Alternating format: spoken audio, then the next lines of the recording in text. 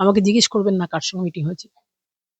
তো তারা বলেছেন কিন্তু আমরা এবার এটা মানে বাংলাটাকে আমরা গ্রিপে আনবোই। আমি উনার যা জানি সেটা এইখানটায় রয়েছে, এইখানটায়।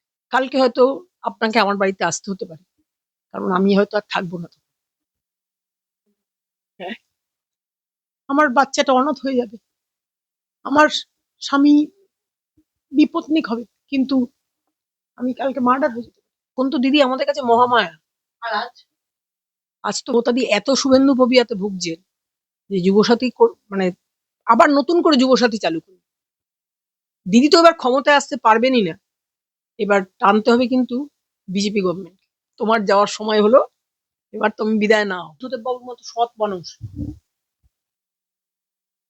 এই বাংলাতে এখন আর জীবনে আর আসেনি, আর আসবেও না। দিদি এটা ঘুম থেকে উঠেই চালিয়ে দেন। আর দিদির কাছে ওই জন্য কোনো শত্রুতা নয়। এবার মমতা ব্যানার্জি ফেরা কিন্তু মুশকিল। এই মিথ্যাবাদিতা, এই ব্যভিচারিতা আর মানুষ মেনে নিচ্ছে না। আমি তো বুদ্ধদেব ভট্টাচার্যকে গলা টিপে ধরতে গেছি 27শে জুলাই নানক দিবস হবে। এইবার তো আর আমি এখন বিজেপি করি। এবার তো আর ক্ষমতায় তৃণমূল আসবে না, এবার বিজেপি ক্ষমতায় আসবে। আমি অনেক উচ্চ পর্যায়ের গুরুত্বপূর্ণ বড় বড় মিটিং করেছি। এই কবে যেন লাস্ট একটা মিটিং করে আসলাম। আমাকে জিজ্ঞেস করবেন না কার সঙ্গে মিটিং হয়েছে।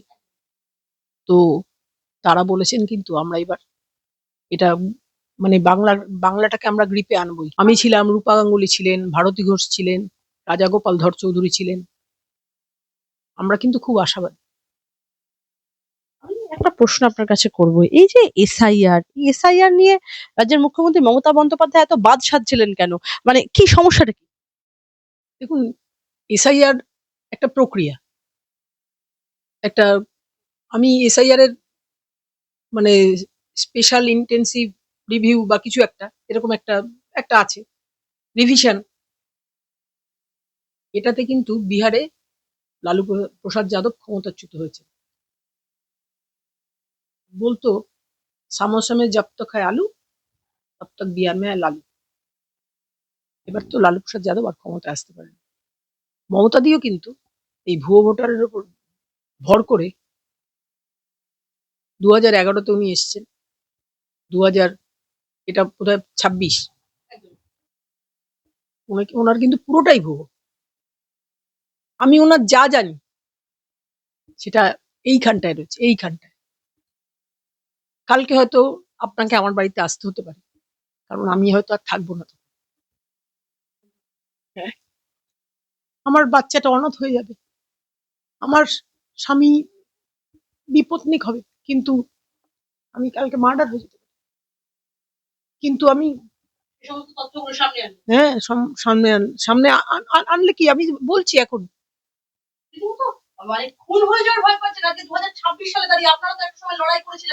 না, সে সন্ত্রাসের বিরুদ্ধে লড়াই করেছিলাম।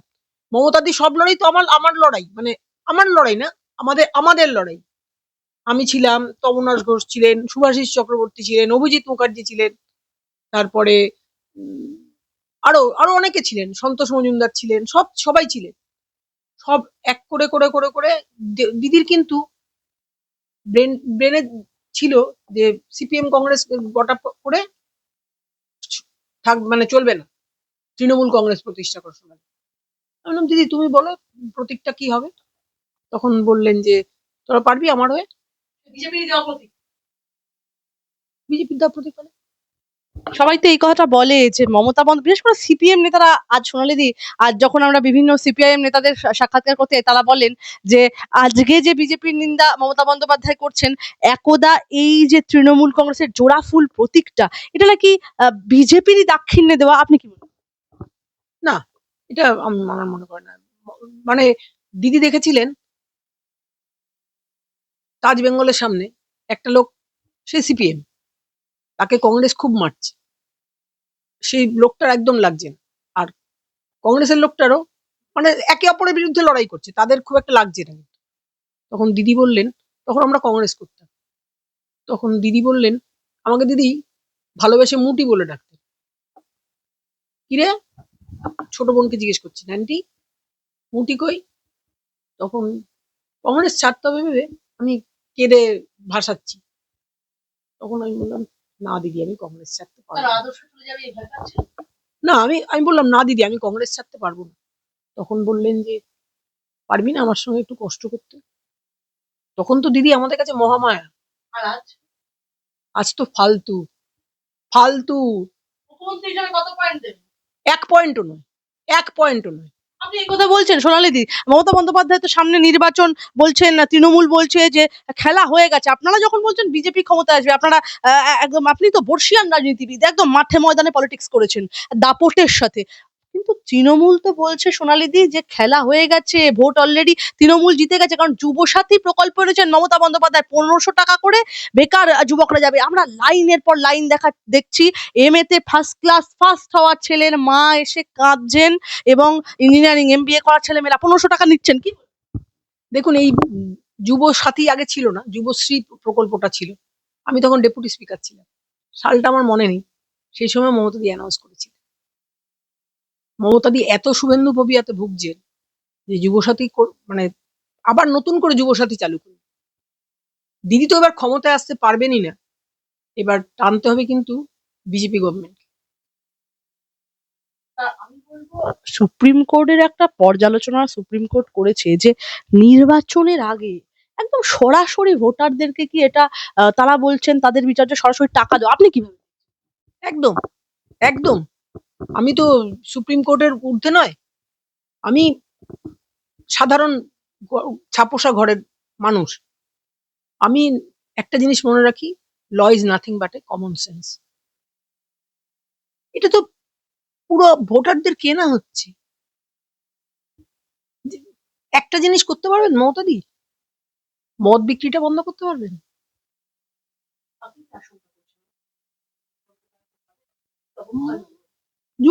যা যা অবক্ষয় হওয়ার এতদিনে হয়ে গেছে।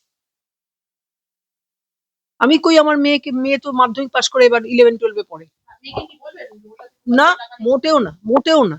কারণ আমার আর্থিক অবস্থা, দেখুন ভগবানের আশীর্বাদে আমার দুটো ভাত দুটো ডাল খেয়ে চলে যায়।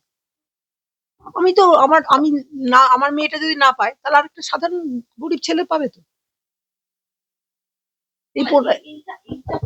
এই যুবসাথী প্রকল্প সোনালিদি ভালো না, একটা কর্মসংস্থান হলে ভালো হতো, কর্মসংস্থান হলে ভালো হতো, কর্মসংস্থান হলে ভালো হতো। আমার মেয়ে বলে, মা আমাকে পড়াশোনা শিখতে বলছো? তখন আমি বলি, হ্যাঁ বাবা পড়াশোনা করতে হবে, তাই তো দাঁড়াতে হবে জীবনে। বলে, সেই তো গিয়ে রাস্তার ধারে বসতে হবে। তাহলে একটা কোনো নেই, শিল্প নেই বাংলায় আজকে, কোনো শিল্প নেই। চপ শিল্প, ঘুগনি শিল্প, চা শিল্প, চা না এটা না। তার মানে মমতা দিকে বাংলার মানুষ এবার না করে দিয়েছে যে তোমার যাওয়ার সময় হলো, এবার তুমি বিদায় নাও। কুণাল ঘোষরা বলছেন, তৃণমূল বলছে, আমি স্পেসিফিক বলবো না, তৃণমূল বলছে খেলা হয়ে গেছে, যুবসাথী প্রকল্প দিয়ে মমতা দিয়ে একদম প্রগতিশীল করে দিয়েছেন যুবকদের কথা। ওরে বাবা, কুণালদা, আমি কুণালদার প্রতি আমার সম্মান আছে, কিন্তু কুণালদা যদি এটা বলেন, কুণালদা সেদিনটা ভুলে গেলেন 2006 26শে সেপ্টেম্বর সিঙ্গুরে আন্দোলনে। সেদিন কুণালদা হয়তো ডাইরেক্টলি আমাদের সঙ্গে ছিলেন, কিন্তু প্রত্যক্ষভাবে কুণালদা আমাদের সাপোর্ট করেছিলেন। সেদিন কুণালদার কোথায় ছিল এই এত স্তাবকতা বা কি বলে স্তুতি বা যাই হোক, হোয়াট এভার ইট ইজ। আমি কুণালদার কাছে তার নিজের বড় বোনের মতো, তিনি আমাকে দিদি বলেন। তো বলছি, কুণালদা এত স্তাবকতা করবেন না, আপনার তো আর কিছু পাওয়ার নেই, আপনার ছেলেটাও বাইরে কোথাও একটা সেটেল হয়ে গেছে, কুন্তল তার নাম। তৃণমূল যে বলছে যে মমতা দিয়ে একদম যুবকদের কথা ভেবেছে। ওরে বাবা, ওরে বাবা, তার যুবকদের কথা ভেবে টাটাকে তাড়িয়ে দিল মমতা দি, সিঙ্গুর থেকে টাটাকে তাড়িয়ে দিল মমতা দি। এই যে যুবসাথী প্রকল্প, কোথাও গিয়ে তরুণদের কোমর ভেঙে দাও। দেখুন, আমি তো আমার বাচ্চাকে যুবসাথী করতে দেবো না, কারণ আমার পারিবারিক অবস্থা ভালো না, কিন্তু চলে যায়। একদম যুবকদের কি আত্মসম্মানের ডাইরেক্ট আঘাত বেকার যুবক। একদম একদম। কি অপরাধ মমতা দি নিজে, মমতা দি নিজে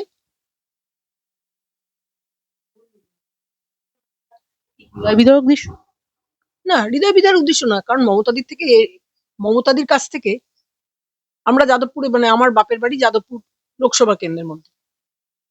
যাদবপুর লোকসভা কেন্দ্রে মানুষদের মমতাদি অনেক দিয়েছে, মিথ্যা কথা কেন বলবো, অনেক দিয়েছে। তাহলে প্রথমে উনি এটা লিখলেন কেন, ডক্টরেটটা লিখলেন কেন? তখন সোমনাথ চট্টোপাধ্যায় ওনার বিরুদ্ধে প্রার্থী ছিল। তখন পরের বার আমরা দেয়াল লিখতে পারি, গ্রামগঞ্জের মেয়ে, আমরা তো বেহালা পূর্ব বনে, গ্রাম মানে গ্রাম না, জোকা টোকা ওইসব দিকে পড়ে। আমি দেয়াল লিখছি, আমি লিখলাম যে কংগ্রেস প্রার্থী, তাকে ডক্টরেট। তখন আমাদের কাউন্সিলর রত্নাসুর মুইচ্ছা ফেল, আমাদের বাঙাল, মুইচ্ছা ফেল, হ্যাঁ মুইচ্ছা ফেল। তখন আমি বললাম, রত্নাদি কেন মুছে ফেলবো, দেখতাছোস না সিপিএম ইনিয়া কি তোড়জোড় লাগাইছে। তখন আমি আমি আমি এরকম রং করে মানে চুনটা মেরে দিলাম, না মুছে দিয়েছি। আপনি কি ভয় পেয়ে গেছেন তখন যে সত্যিটা বেরিয়ে? না, আমি জিজ্ঞেস করলাম দিদির বাড়িতে এসে, আমি 89 থেকে দিদির বাড়িতে যাতায়াত করি। আমি দিদির বাড়িতে এসে জিজ্ঞেস করলাম, অশোকা মন্ডল কাউন্সিলর এখনো আছেন, মানে এখন নেই আর কি, ওর জায়গায় আরেকজনকে টিকিট দেওয়া হয়েছে। আমি বললাম, হ্যাঁ রে অশোকা, দিদি কি থিসিস করতে যেতেন? তখন অশোকা বলে, হ্যাঁ যেত তো, কিন্তু লোকটাই যে জালি সেটা তো দিদি বুঝতে পারেনি, বা বুঝলেও তার কিছু করার ছিল না। একদমই। আমি শুনুন একটা বিষয়ে আসবো আপনার কাছে, আপনাকে একটু থামালাম আমি। সেটা হচ্ছে দরজায় কড়া নাড়ছে বিধানসভা নির্বাচন। একদম হাতে গোনা, আমি কয়েক মাসও বলবো না, কয়েকদিনের অপেক্ষা। তার আগে একদম অন্তর্বর্তী বাজেট, সাধারণ মানুষ তাকিয়েছিলেন কোথায় ওষুধের দামটা কম হবে বা পেট্রোলের দামটা যেখানে কম হবে। আমরা কেন্দ্রের সাথে যদি পেট্রোলের দাম তুলনা করি, দেখা যাবে অনেকটাই, যেটা কেন্দ্রীয় অর্থমন্ত্রীও বলছেন যে বৈষম্য। কিন্তু আমরা দেখলাম মাস্টার স্ট্রোক নাকি দিয়েছে তৃণমূল সরকার। লক্ষ্মীর ভান্ডারও তো 500 টাকা বাড়ানো হলোই, যুবসাথী প্রকল্প। এর ফলে কি ভোটে পাল্টা সুবিধা পাবে তৃণমূল? দেখুন, লক্ষ্মীর ভান্ডার তো একটা সুবিধা তৃণমূলকে দিয়েছে। এবারে কি দেবে লক্ষ্মীর ভান্ডারে 500 টাকা বাড়ানো এবং যুবসাথী প্রকল্প? আগে মমতাদির মদ বিক্রিটা বন্ধ করে দিতে হবে ঘরে ঘরে, তাহলে অশান্তিটা কমে যাবে। সাম্প্রতিককালে একজন সংবাদ মাধ্যমের প্রতিনিধি মমতা বন্দ্যোপাধ্যায়ের সাক্ষাৎকার নিতেন, সেখানে মুখ্যমন্ত্রীকে বলতে শোনা গেল, সোনালী দি আপনি তো একদম মুখ্যমন্ত্রীর ছায়া সঙ্গিনী ছিলেন। মমতা বন্দ্যোপাধ্যায় বলছেন জ্যোতি বসু নাকি তদানীন্তন, জ্যোতি বসু মুখ্যমন্ত্রী ছিলেন এ রাজ্যের, জ্যোতি বসু নাকি মমতা বন্দ্যোপাধ্যায়কে বলেছিলেন এরা, অর্থাৎ বুদ্ধদেব ভট্টাচার্য তখন মুখ্যমন্ত্রী, এরা ক্ষমতা থেকে কবে যাবে। এই কথা কি সত্যি যে জ্যোতিবাবু, যিনি দলের এত প্রিয় ছিলেন, দলটাই বুঝতেন, অনেকে বলেন প্রধানমন্ত্রিত্ব নেননি দলের কথা ভেবে, সেই জ্যোতিবাবু নিজের দলের বিরুদ্ধে গিয়ে মমতা বন্দ্যোপাধ্যায়কে বলেছেন যে? জ্যোতিবাবু, দেখুন, মমতা ব্যানার্জি তো ভীষণ মিথ্যা কথা বলেন। মমতা ব্যানার্জি এতদিন মিথ্যা কথা বলতেন, এখন গ্রেটেস্ট লায়ার। এটাতে বলবেন গ্রেটেস্ট লায়ার? হ্যাঁ, গ্রেটেস্ট লায়ার। কারণ যে ভদ্রলোক প্রধানমন্ত্রীর মানে হয়ে কি বলে শপথ নেওয়ার জন্য যাচ্ছিলেন, আমি জানি না ওই প্লেনের ওই জায়গাগুলোকে কি বলে, ওই অবধি এসপিজি পৌঁছে গেছিল। তিনি শুধু পার্টির মুখের দিকে তাকিয়ে তিনি প্রধানমন্ত্রিত্ব নেন, বলেছেন ঐতিহাসিক ভুল।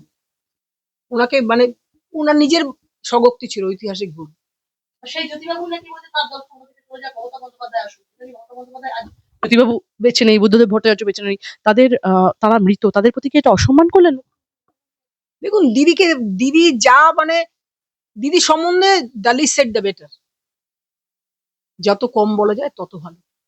দিদি, আমি বলছি তো, মিথ্যাবাদিতার চরমে দিদি চলে গেছে। একটা কথা বলবো সোনালী দি, সেটা হচ্ছে মমতা বন্দ্যোপাধ্যায় বলছেন বই লিখে যেটুকু টাকা পাই, 263টা বই বেরিয়েছে তাতেই চলে যায়, কি বল?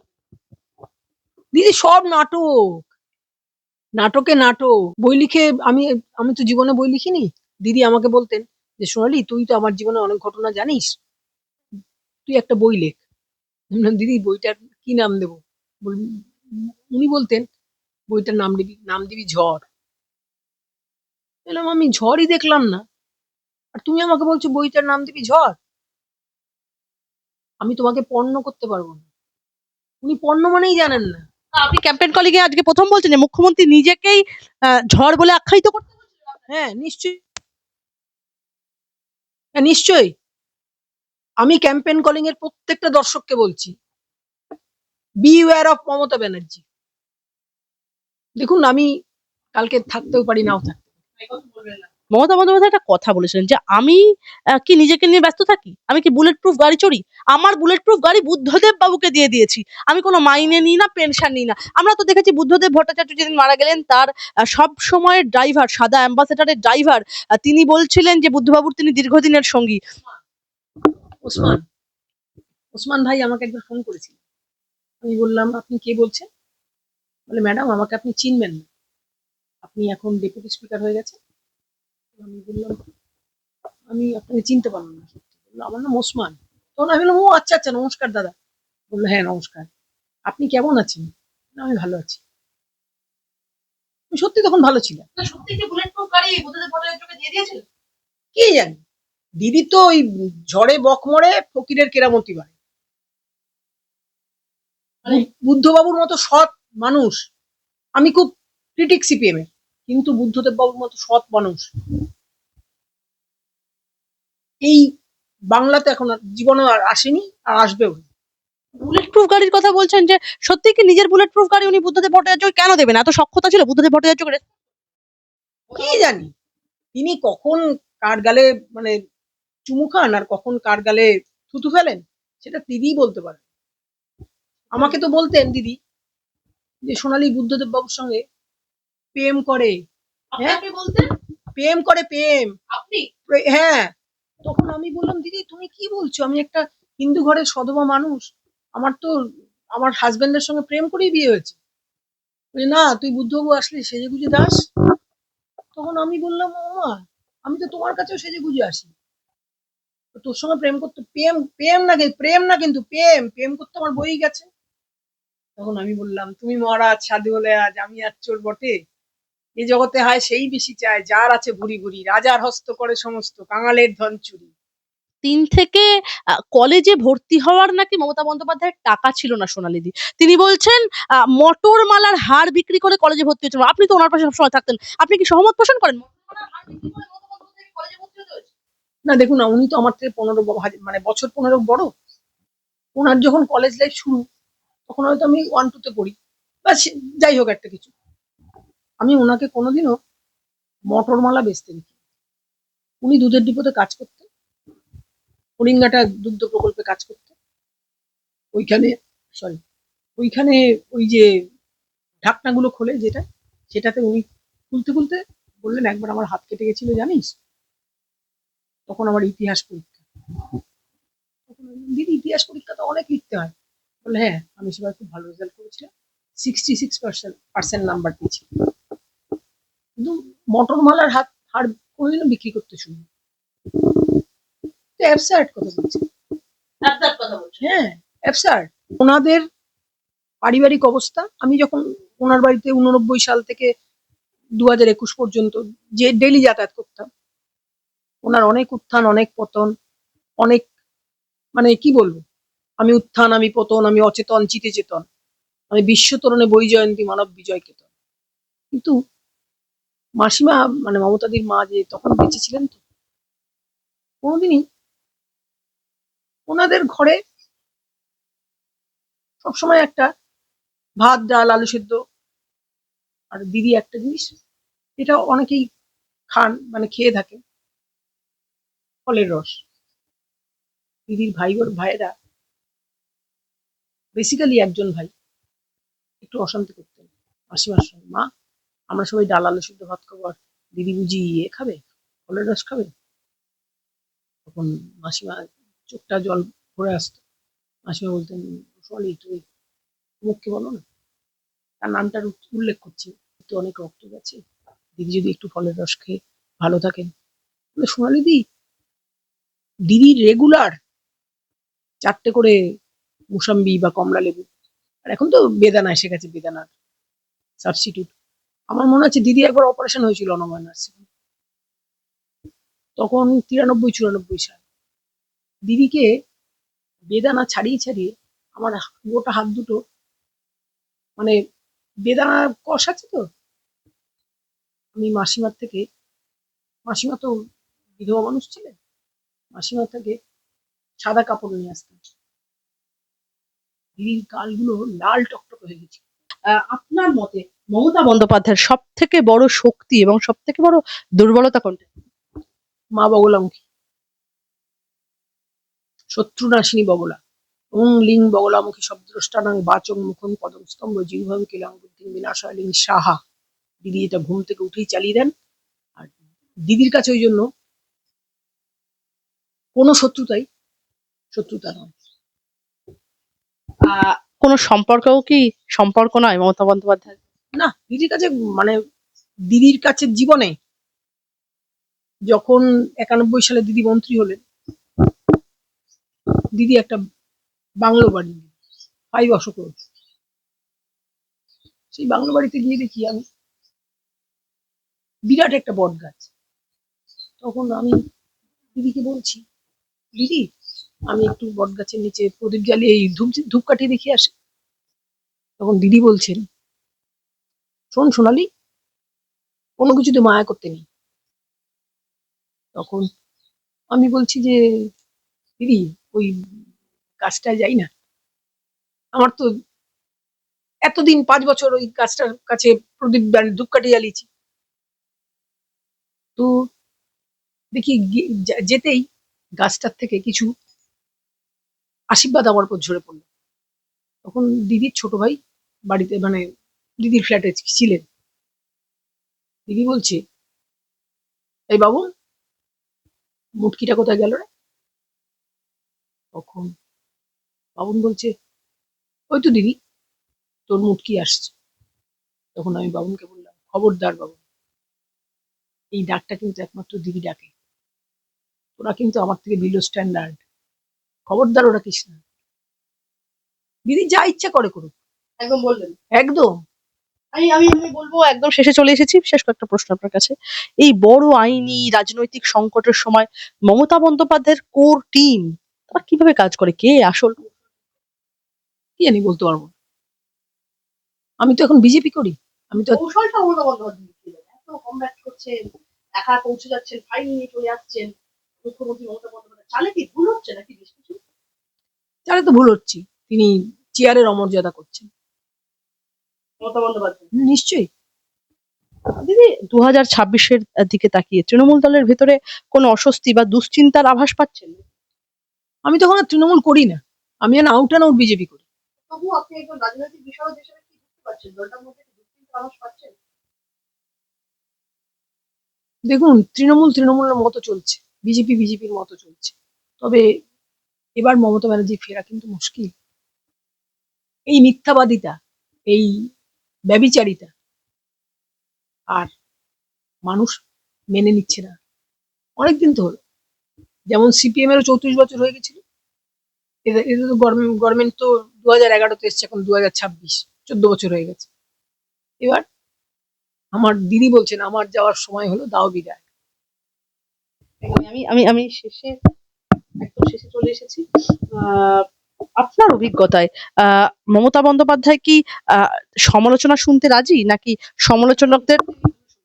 একদমই না, একদমই না। তিনি সমালোচনা সহ্যই করতে পারেন না। একদিন আমাকে মাঝে মাঝে কাঁধে পা রেখে বলতেন, শোনি দেখ, তোর মুখটা না আমার পায়ের থেকে মানে আমার মুখ, তোর মুখটা আমার পায়ের থেকে মানে কালো। তখন আমি বলি, দিদি বললেন হ্যাঁ। তখন আমি বলছি, আরাম করে পাটা নামিয়ে রাখলাম। বললাম, দিদি জানো তো, তুমি যখন 84 সালে যাদবপুরে দাঁড়িয়েছি, কিরকম টাইট দিয়েছিলাম বল সিপিএম কে। তখন আমি বললাম, হ্যাঁ। আমি কিন্তু আসল কথাটা বলিনি তখন। আমি বললাম, সিপিএম এর লোকেরা তখন কি বলতে জানো? বললো না। তখন বললো যে, আমি বললাম যে, এই সোনালি, তোর ক্যান্ডিডেটদের দেখছো? মানে বাঙাল তো আমরা, ক্যান্ডিডেটদের দেখছো? তখন আমি বললাম, হ্যাঁ কেন দেখবো? তখন বললো যে, তোর ক্যান্ডিডেটদের দেখতে না পুরো তেলা পোকার মতো। তেলা পোকা কাকে বলে? দিদি বলছেন। বললাম, তুমি এত জানো আর এইটা জানো না দিদি, তেলা পোকা আরশোলাকে বলে। কারণ তখন তোমার গালে মেচেদা ছিল। এখন তো অনেক পরিমার্জন, পরিঘষণ এসব হয়েছে। যাই বল, টাইট তো দিয়েছিলাম আমরা। হ্যাঁ, টাইট দিয়েছিলে, তারপরে নার্সও করেছো কাউন্সিলরের মতো। মিথ্যা কথা কেন বলবো? আর যেবার তুমি সব থেকে বেশি নার্স করলে, সেবারই তুমি হেরে গেলে। বলে, তুমি এইটা জানো না, তেলাপোকা মানে জানো না? নিতে পারতেন না। না, একদম নিতে পারতো না। একদম এটা কি একজন প্রপার রাজনৈতিকবিদের কাজ? রাজনীতির আমি তো বুদ্ধদেব ভট্টাচার্যকে গলা টিপে ধরতে গেছি 27শে জুলাই নানুক দিবস হয়। নানুক দিবসে তখন পঙ্কজ ব্যানার্জি আমাদের বিরোধী দলনেতা। তো পঙ্কজদার ঘরে টেলিফোন বাজছে। তখন আমার মনে হচ্ছে কেন জানি ফোনটা দিদি করছে। তখন আমি পঙ্কজদাকে বললাম, পঙ্কজদা ফোনটা ধরবো? পঙ্কজ যখন ধর, ধইরা দেখ, আমরা সবাই বাঙালি। তখন আমি বললাম হ্যালো। বলা তো দিদি বুঝতে পেরেছি। বলে কে রে, মুটি? বললাম হ্যাঁ দিদি। বলে পঙ্কজদা নেই? বললাম হয়তো একটু টয়লেটে গেছে। বলে দেখ না, আমাকে নানুরে ঢুকতে দিচ্ছে না সিপিএম। তারপরে আমি কি বলে ফ্লোরে নেমে এসেছি। বুদ্ধদেব বাবু তখন সিএম। আমি বললাম যে বুদ্ধদেব বাবুকে বলছি যে এই বল, তুই তো কারি বল। শালা, আমি কিন্তু শালা কথাটা অনেক ইউজ করি না। তখন নন্দরানীর দল ছিল, কেশপুরের এমএলএ। বুদ্ধবাবু এরকম গুটিয়ে বসে রয়েছে। আমি দেখছি নন্দরানী দল আসছে। আমি বললাম নন্দ দিদি, তুমি যদি আর এক পায়ে গো, আমি কিন্তু বুদ্ধদেব ভট্টাচার্যের গলায় হাত দিয়ে দেবো। তারপরে তারা সমালোচনা নিতে পারতেন। তো নিতে পারবে না কেন? মানে ভালো মন্দ মিলেই তো মানুষ। মমতা বন্দ্যোপাধ্যায় নিতে পারেন না। আমি আমি একদম শেষে চলে এসেছি। বিজেপির প্রার্থী তালিকায় এবার কি আমরা আপনাকে দেখতে পাবো? আপনাকে যদি ভবানীপুর থেকে টিকিট দেওয়া হয়, আপনি কি লড়বেন, জিততে পারবেন মমতা বন্দ্যোপাধ্যায়? দেখুন, আমি সত্যি কথাটাই বলবো, মানুষ যাকে গ্রহণ করবেন সেই জিতবে। ভবানীপুর থেকে যদি আপনাকে টিকিট দেওয়া হয়? হ্যাঁ নিশ্চয়ই আমি লড়বো। ভবানীপুর থেকে লড়বেন? হ্যাঁ নিশ্চয়ই লড়বো। আমার তো খিদে পলিটিক্যাল। আমার তো খিদে পলিটিক্যাল। আপনার কি ফার্স্ট চয়েস কোথায়? ভবানীপুর? না, আমার ফার্স্ট চয়েস যে কোনো একটা, মানে নন মুসলিম এলাকা। তবুও ভবানীপুর হলেও একটু চাপ নেবেন না? না না না, আমি ভবানীপুর থেকে, আমার খিদেটা পলিটিক্যাল। মারি ওড়ি পারি যে কৌশলে, এটা মেঘনাদ বধ কাব্যের একটা লাইন। মারি ওড়ি পারি যে কৌশল, মানে শত্রুকে যে কোনো মানে ভাবে পারো দমন এই করো। মুহূর্তে শত্রু কে? মমতা বন্দ্যোপাধ্যায়? না, এক সময় কি বলে, এক সময় তো 32 বছর জীবনের সঙ্গে কাটিয়েছি। আর যদি মমতা বন্দ্যোপাধ্যায়ের বিরুদ্ধে লড়াই করতে হয়, পারবেন? হ্যাঁ নিশ্চয়ই পারবো, কেন পারবো? এই যে বললেন 32 বছর লড়াই করেছেন। 32 বছর লড়াই করেছি, কিন্তু তিনি যখন আমাকে প্রাপ্য সুযোগটুকু দিলেন না। এই তো আমার ঘরে